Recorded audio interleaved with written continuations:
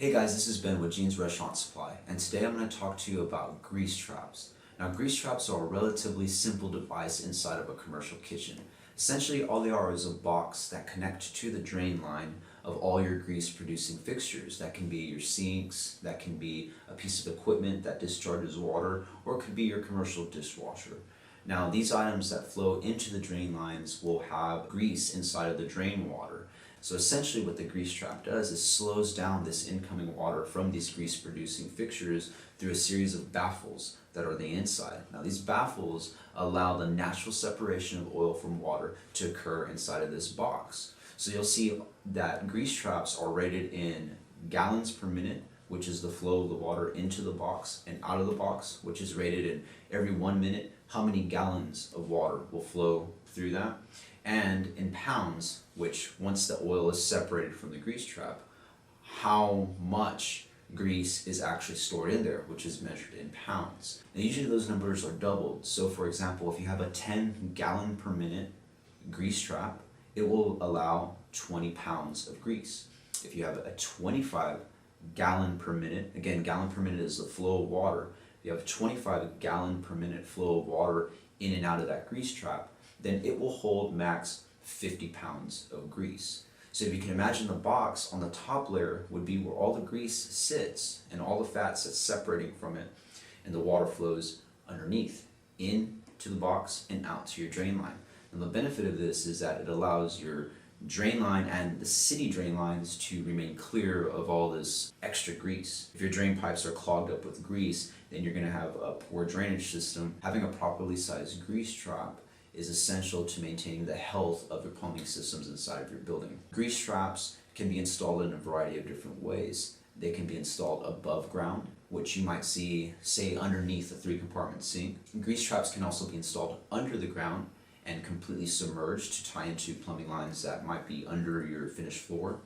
And sometimes grease traps can be installed in a half and half situation where a portion of it is submerged, but the top part and the drain connections are above.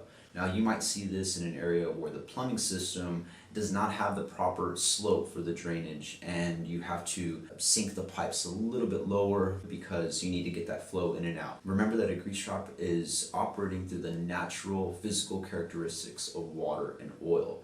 You have to make sure that the water flow into your grease trap can flow out of your grease trap, and that'll have to do with the slope of your draining system. A qualified plumber can inform you of the best method for your particular plumbing system. So with this grease trap, since you have the natural separation of oil and water sitting in there, they will have to be emptied out at some point. There's commercial services that will go and pump out grease traps. Some of these services will happen outdoors, and they may service it at night, similar to what you would see a trash disposal company or a grease reclamation company for maybe your fryer system might have a hookup like this outside.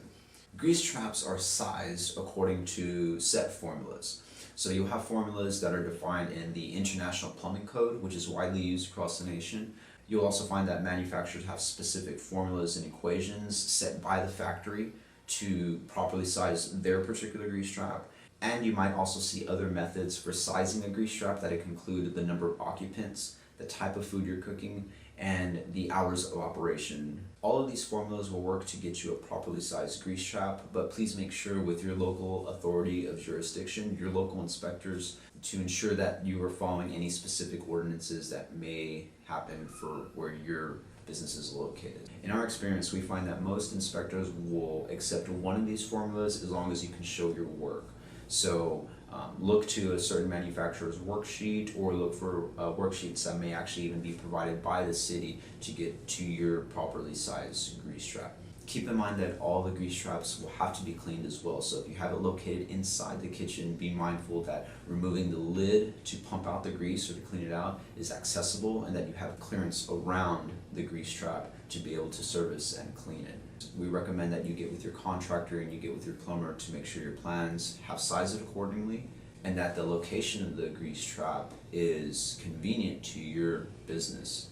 Some establishments may find out that they need a larger size grease trap that needs to be built on site. Some of these would be done in concrete and actually be submerged in ground and could be large enough for a person to stand inside of. Now, even though these grease traps are larger and can sometimes be the size of a small room, the principle of how they work remains exactly the same. Remember that at the end of the day, the grease trap is just a very simple box that is naturally allowing the separation of oil and water.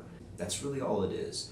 So the trick about getting the grease trap is making sure that it's sized correctly, making sure that it will work with your plumbing system, or that the new plumbing system ties into it in an efficient and effective way. One thing to keep in mind, if you're opening a new restaurant, consider that the landlord may have a grease trap on site or may account for some build-out allowance to provide the grease trap. Since grease traps, particularly the ones that are built into the ground, are a fixture of the establishment, oftentimes the landlords will foot the bill for this or pay for some of the costs associated for that. So always look into that, especially if you're looking to lease a new place, do a tenant improvement. Check to see if your landlord may be able to help with some of the costs. If you need to get a grease trap size or are not sure, give us a call and we'll be glad to help you and guide you in the right direction. The plumbing code requires that all grease producing fixtures in the kitchen be sent to the grease trap. The fixtures that are most commonly tied into the grease trap would be the 3-compartment sink, the mop sink or service sink, food preparation sinks or rinse sinks that may have to thaw out meat and may carry a small amount of grease in them. Your dishwasher oftentimes will need to connect to the grease trap, and also any floor drains that are used for servicing or cleanup of any grease producing fixture. So think about your tilting kettles and think about your steamers that may have a drain line that need to run to a grease trap as well. Here at Gene's Restaurant Supply, we stock from 10 to 100 gallon per minute grease traps.